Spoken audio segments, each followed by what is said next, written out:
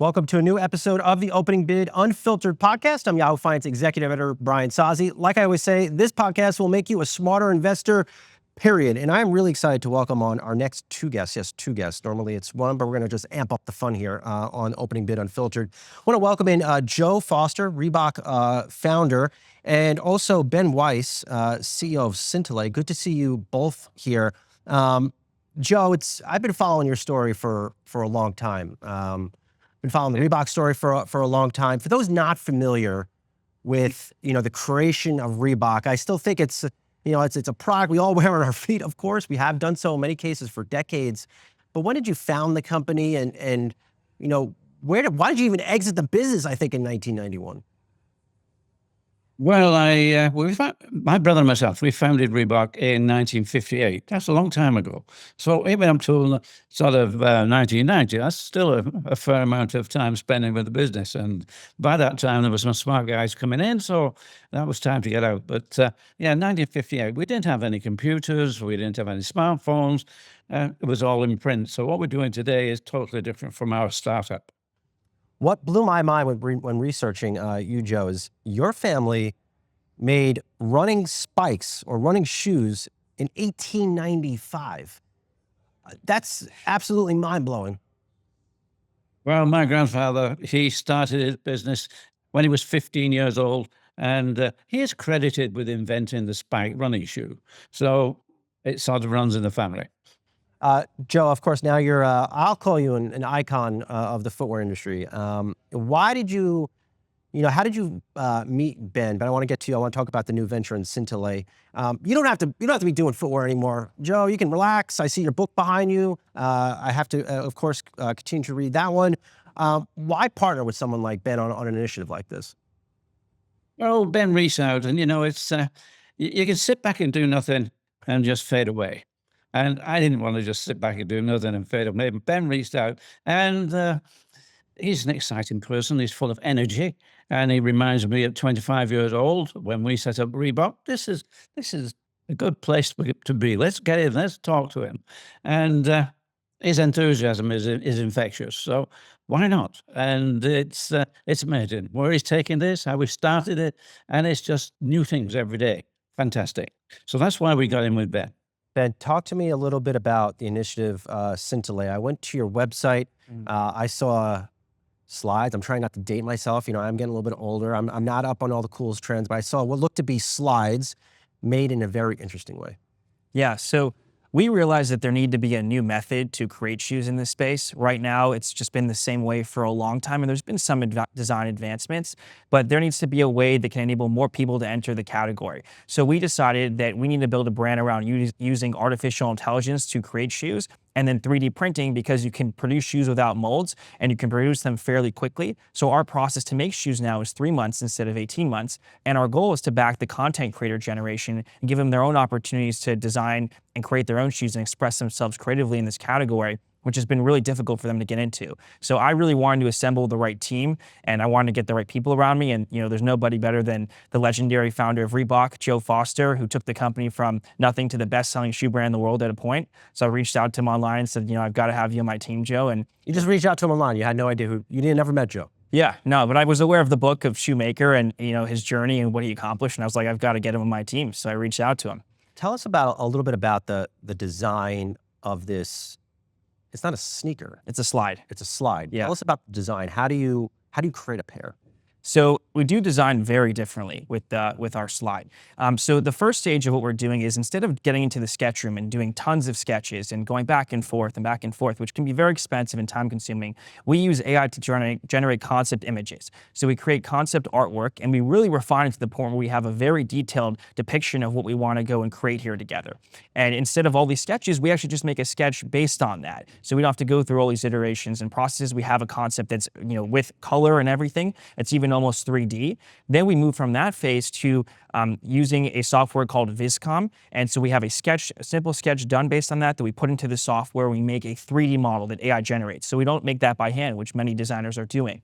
Then we use another AI to do patterns and textures all around this. And so we can iterate through lots of different versions of that. We do some other stuff around shading, but we have a new shoe designed fairly quickly with that method that's much more cost efficient and much faster. So majority of it's AI. We've been currently at 70% for our Explorer slide, 70% generated. We still have the human being involved. We don't want to get rid of the human. I don't think AI would work as well without that, but that's where we're at today. Why not come out blasting with a performance sneaker?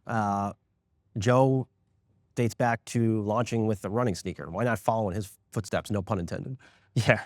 Well, if we go to the performance market and the athletic market, there's so many brands there, right? And if you even just look at basketball, you have every big brand today fighting over the next top basketball player. And then the one with the biggest, checkbook usually wins in that situation. It can be very difficult. Well, today the eyeballs have shifted. The youth is looking at TikTok, at YouTube, at Instagram, and they're watching these influencers that are all lifestyle influencers, whether that's Jake Paul, Mr. Beast, whoever it is.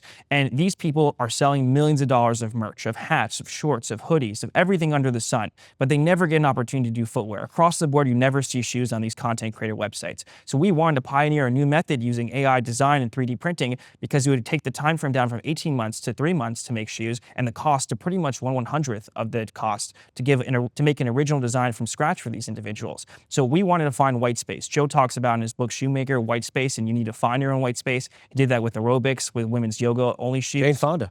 Yeah. And this is ours. You're essentially creating a shoe business from scratch. Yeah. What are the barriers to entry to bringing your vision to life? What are some of the challenges you've been encountering since launching this? Well, we're a new player in this space.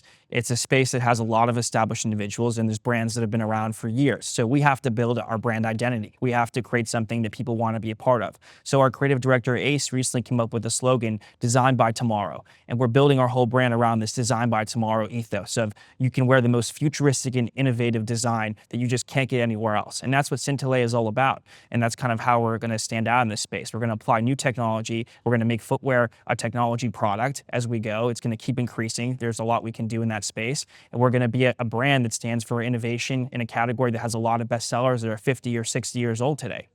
Can you get the equipment you need to scale up your operations? When I think sneaker manufacturing, by and large, it's all overseas. Yeah, we would like to be able to produce more and more locally where we go. One of our production partners, Zellerfeld, which is producing our slide today, they're our production partner. They're going to be producing soon in Texas around Q3 this year. So we'll be having localized production for 3D printed slides and our upcoming sneaker. So that's going to really, I think, change a lot for us in this demographic. It's going to enable us to be far faster. I think we'll be one of the only brands that's producing in the United States at that point. And I think we can scale this model to other places so we can avoid, other sorts of taxes and stuff in different countries. Joe, let me get back to you. Take us through some of the history of why shoes were made overseas and why we have that big manufacturing base. I think back to, you were early on in South Korea decades ago. Why did all the manufacturing not happen in the US? It's quite a simple answer to that one because we manufactured in the UK and we manufactured for the UK market, and we got to the point where we were very well known. In fact, we probably owned the track and field market in the UK. It was a decision then: do we go to America and then go to a new territory, or do we go into the soccer business? The soccer business, though, was owned by Adidas at that time. Would cost us too much. So I came to America. Okay, it took me a long time. It took me 11 years. I came first of all in 68, got there in 79. That's a long time, but I was having fun and enjoying it. But at that time when running really became a big event with everybody wanted to go out running, and I got picked up by Kmart and an unknown sort of brand, which was Boston Campion. But Kmart, I went to see Kmart, and Kmart said, well, Joe, I want to give you an order for 20,000 pairs of shoes, but it'll have to be at a better price. That's your answer.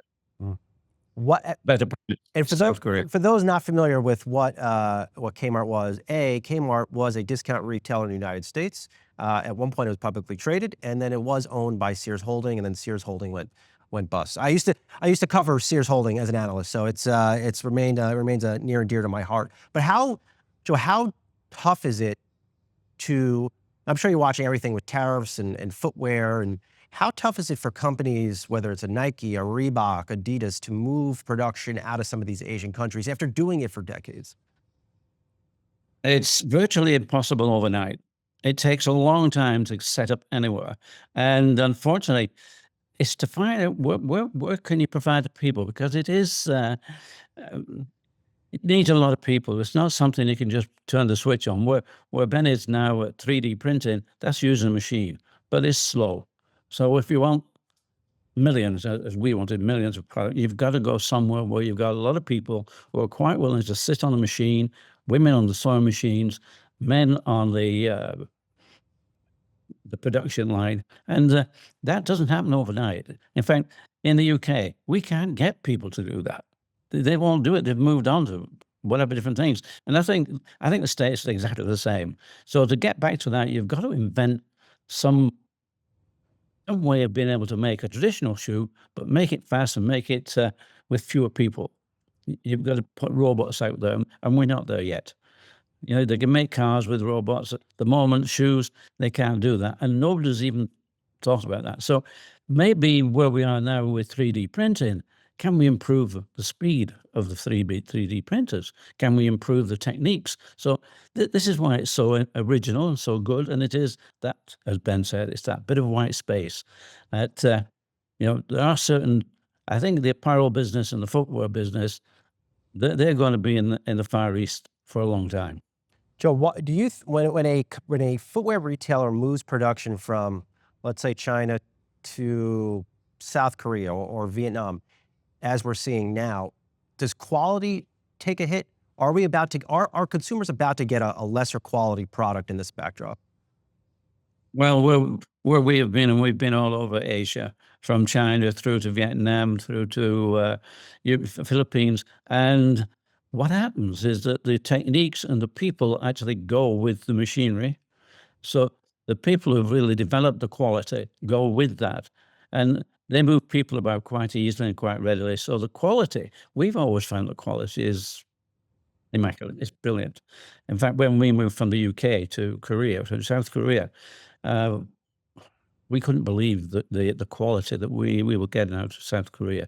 And then, of course, we've been all over China, you name it. And that's where production is. That type of product is going to come out of Asia for a long time. There are some small, it can go to Portugal, but the volumes are not there. Again, to get the real volume, you've got to have a lot of people. So to get out of Asia, difficult. We need to find new techniques.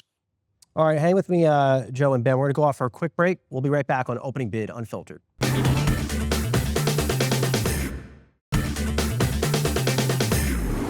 Welcome back to Opening Bid Unfiltered here at the NASDAQ in Times Square. Having a fun chat with Joe Foster, Reebok founder, and Scintillate CEO Ben Weiss. Ben, you heard Joe talk about it's hard to get labor to make shoes in the UK. You know, as you look out over the next decade, I imagine you have some form of business plan here at Scintillate. Is one of your biggest concerns that you can't get the human beings to make products here in the United States? I think that, like what Joe said about automation is a key point. If we want to bring production back to America or wherever we want to put it, the more automation, the better. So we want to really automate a lot. And the question is if that's possible and just even how much of that is possible. I mean, we've seen other examples in the automotive space that have worked. I mean, there's other things in terms of machinery and making of machinery where you would even have that done. But I mean, I would like to see it happen. I think it'd be amazing if possible. And we would have to figure out a way to do that. We have had conversations around this. We have explored plans of how to do it. It has to make the right sense also financially for us at that point in time. But it could be a massive competitive advantage. I mean, today brands, a lot of them are logos and distributors, and if you're doing production and you can iterate far faster than anybody else, you can test out better ideas quicker, and you don't have to deal with the same, lead times that you're kind of used to.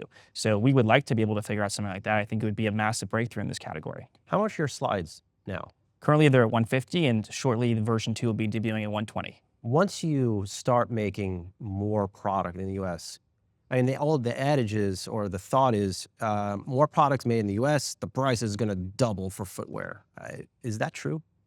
I think we have to continue to just explore that segment and figure out like every single piece of the supply chain there. When it comes to 3D printing, it's actually going to go down in cost because it's just filament and then the printers. And there's a substantial investment being done in Texas now to have a much larger facility with tens of thousands of square feet that will have many more printers than our current capacity. So that's going to reduce price a lot. So it really just depends on what goes into your supply chain. I mean, if you have a lot of equipment costs, you have to import all this equipment, and then you have other things you have to be able to bring in. You don't have the labor here. That's another thing. But with 3D printing, we don't need that same labor. So I think it's a great way to be able to build in America and to build something here in a much quicker manner than what it would take to establish a traditional production line from overseas in the United States. Joe, you mentioned it's tough to get folks to want to make sneakers in the UK or footwear, or I imagine even apparel. What has to change? Is it more than just paying them more? Is there other incentives they need to take these jobs? I don't think people want to sit down now in front of a machine for a shift of 4 hours or maybe 2 shifts of 4. I don't think people want that. I think now we have social media. Everybody sees themselves in something different. They want to work for themselves. A lot of people want to be self-employed and do something different. I don't think that we're going to change people back to being able to work on a production line. Doesn't seem to me that that's really possible. We've got to find a way of making it differently. And if we can automate it, then fine. But some of these footwear products are quite complicated. There can be maybe 100 pieces just to a pair of shoes. All different pieces come together to make a different product, especially the more specific, we'll say, athletic shoes that require to be very light, require to be very flexible, and if you're running on the road, you need it to be very comfortable and cushioned. And there's all different pieces that go together. So I don't know.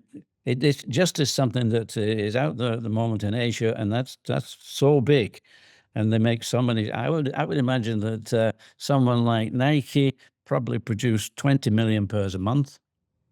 A lot of shoes a month, and that's just one company. Put them all together, how many 100 million pairs every month? How do you manage to move that sort of capacity? Yeah. Where can you take it? And that's the difficulty. I'm interested in so Nike, of course, is this big behemoth in the industry, but over the past, let's say 2 years, we've seen a whole bunch of upstarts come, whether it's Hoka in running, On Running and trail and running shoes. Even Brooks is starting to have even more of a moment in running sneakers. What's your assessment of the landscape, and how long do you think it will take? Does Nike ever get back its dominance, I guess? It all depends. You never know if they take their eye off the ball, or if they just miss something, or somebody comes in with something. You mentioned On. They came in with a different look, and that different look, that's fascinating. People just want to try it.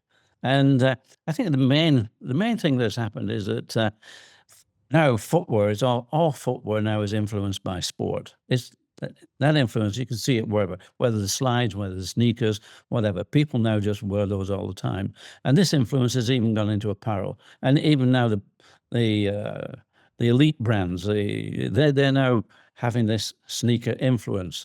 So that is what's changed. Plus, the other big thing that's changed is when we started many years ago, sports stores were just small, run by an ex-athlete, and he would stock everything, bits and pieces.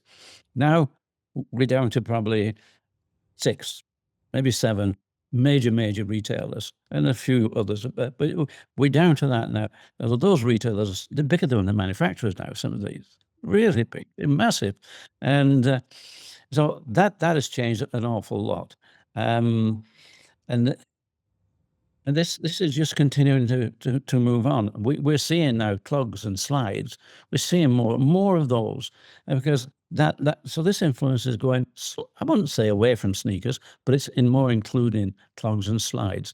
So people want more comfortable shoes, and that's what they want to wear. So we're just going dress shoes. Well, you hardly see dress shoes. Even these. Yeah, no one wants to wear dress shoes. Nobody wants to polish the things anymore, Joe. We can't even get people to polish them. Talking about That's- labor shortage. Who wants to polish your own shoes? What do you think about that? I want to get back to Ben real quick on something else. But what do you think about that Dick's Sporting Goods buying Foot Locker? When I saw that deal cross, I'm like, wow, you got to be kidding me here. Yeah, I was quite amazed about that one. You could have probably believed it the other way around, but there we go. Yeah. So I don't know whether they will keep them as separate distribution. I think they will do. I don't think they'll convert all the stores into Dick's Sporting Goods. I don't think that will happen. Ben, you're good on the reach out, because not only did you get Joe to reply, you got me to reply, and the reply with what interested me in your email is you're about to design shoes in space. Yes. Tell me what this is all about. Yeah, so because we're the only ones today that have put anything out as a brand that is automated in our design process, majority automated, we can do stuff with design that no one else can. So because our process is not human design oriented. So what we want to do here is we want to be able to design something and push the boundaries of how far we can go with that. And so we're doing designs in space. We're launching a satellite in early 2026 on a SpaceX Falcon 9 rocket on a rideshare mission with 2 partners, Orbit's Edge, which is creating the computer that our AI agent's going to go on, and Copernicus Space, which is organizing the mission. Does Elon know about this? I'm not sure if he does. And so once that occurs, this satellite will go up in likely around Q1, and it will have this agent on it. And this agent is going to take a lot of learnings from our process we already have used today with image generation all the way to 3D functional model that can be ready to be printed. And we're going to try to condense that. We're going to see, can an AI generate a concept from just some inputs all the way to a workable file that can be 3D printed, or at least to a 3D model that's just needs some changes to be printed. And we think there's going to be some incredible learnings from that process. We're going to be able to see, what can be done with AI agents, how far we can push the ability of automated design, and space is a perfect opportunity to do that. We're constrained by our compute power, we're constrained by the environment that it's in, and it's going to really change our process, I think, and enable us to even design shoes better on Earth. The satellite's going to be up there for at least a year. We can upload all different types of other agents there. We can 3D print jewelry and hats and all different types of items, and we would like to be able to just continue to test and to announce this, all these design in space collections. I think there's a lot that today consumers really want to have that can make them relate to space specifically, and that's kind of been like absent for a long time. There hasn't really been a great way for people to understand the innovations of space in their everyday lives. We had the drill, we had memory foam mattresses, but that was a long time ago. So if you look down at a pair of shoes that were designed in space, it's a way to connect to that and to support what's going on in space today, as we're at a pretty exciting time with a potential moon base and going to Mars or wherever we have whatever happens next in space. In the last couple minutes of the program, we usually do a hot take segment. Since I have 2 guests, I'm going to go for 2 quick, short hot takes. Joe, over to you first. I'm sure you saw the documentary on Reebok. Shaquille O'Neal now in the mix. Reebok getting big on basketball. Do you think Reebok will be back in the basketball category like it was, in the early to mid 90s? Yes. Short answer is yes, I do. I think that Shaq is really into this, and he really wants it to happen. He is part of ABG, so they really are working hard on this. Just in the same way in Europe, we're coming back into football or soccer, as it's known. So yes, there's no reason why not, and we have a history. Everyone I talk to, maybe even yourself, I remember the pump. My mom would never buy me the pump, Joe, ever. It was just too much money. I didn't come from much. She just wouldn't buy me the damn pump. I was the only one to not have pump. I had a pair of Voits. You remember those, Joe? They were like $30 and a pair of Patrick Ewing high tops. They were freaking awful. They were just awful. Don't even get me going, Joe. You just can't do it. That's a story I get from everybody. Yeah, it's just. I had to go out and get a job. Yeah, it was absolutely rough. And my hot take question for you, Ben, is this: what have you learned from a guy like Joe Foster? There's so many things, but to put it into something pretty condensed, persistence. Joe spent I think 10 plus years trying to find a North American distribution partner to get Reebok big in the US. He kept going through different people. He would go to this trade show and, pitch people and try to get someone to be this partner. And eventually he found Paul Fireman and, took off and did really well. And he didn't give up. Who knows if we would have even known of Reebok today if Joe didn't spend year after year after year going out to this convention and trying to make it happen. So this is going to take time. I don't know if it will take that long. We were in the age of the internet with social media, but we're going to continue to build and just be persistent and never give up. All right, well, keep hustling, man. Good to see you guys. Wishing you luck on the new venture. Ben Weiss, CEO of Scintillate, and Joe Foster, Reebok founder. Good to see you guys. Looking forward to staying in touch. And that's it for the latest episode of the Opening Bid Unfiltered podcast here at the NASDAQ in Times Square. Continue to hit us with all those likes on the social media platforms and also YouTube. Appreciate all the feedback. That's how I and we get better. Talk to you soon.